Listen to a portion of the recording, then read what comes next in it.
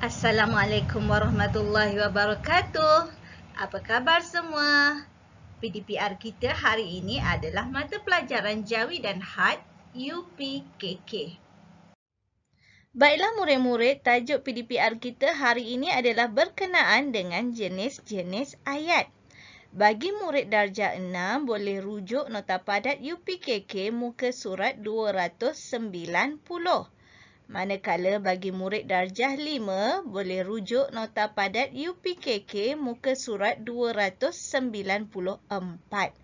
Baiklah murid-murid, ada 5 jenis ayat yang akan kita pelajari. Yang pertama, ayat penyata. Yang kedua, ayat nafi. Yang ketiga, ayat kehendak. Dan yang keempat, ayat seru, dan yang kelima pula ialah ayat tanya. Cikgu akan terangkan satu persatu jenis-jenis ayat. Yang pertama, ayat penyata. Ayat penyata ialah ayat yang diucapkan untuk tujuan mengemukakan berkenaan sesuatu perkara. Contoh, kebersihan itu sebahagian daripada iman. Manakala jenis ayat yang kedua ialah ayat nafi. Ayat nafi ialah ayat yang diucapkan untuk menafikan sesuatu perkara dengan menggunakan perkataan tidak atau bukan. Contoh yang pertama, kereta itu bukan milik saya.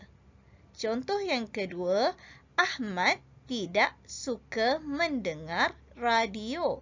Ini bermaksud kalau dalam ayat itu terdapat perkataan tidak ataupun bukan, ia adalah ayat nafi. Manakala yang ketiga ialah ayat kehendak. Ayat kehendak ialah ayat yang diucapkan dengan tujuan memohon permintaan, pertolongan, suruhan, larangan dan jemputan. Contoh yang pertama, sila beratur semasa membeli makanan. Menggunakan perkataan sila. Yang kedua, bantulah orang yang susah.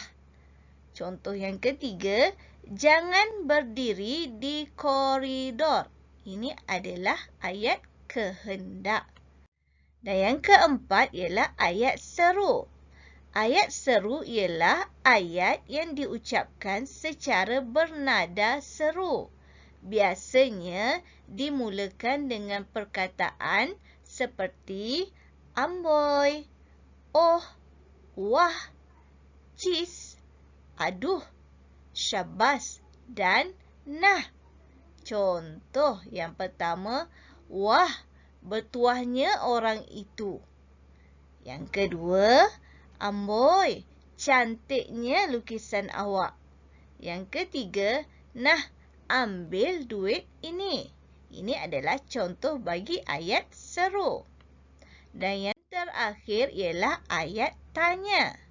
Ayat tanya ialah ayat yang diucapkan untuk tujuan mengemukakan sesuatu pertanyaan. Biasanya dimulakan dengan perkataan siapa, bila, mana, bagaimana, apa, mengapa dan ada tanda soal. Contoh, bilakah Malaysia merdeka? Yang kedua, bagaimana kesihatan awak sekarang? Dan yang ketiga, mengapa kamu lewat hari ini?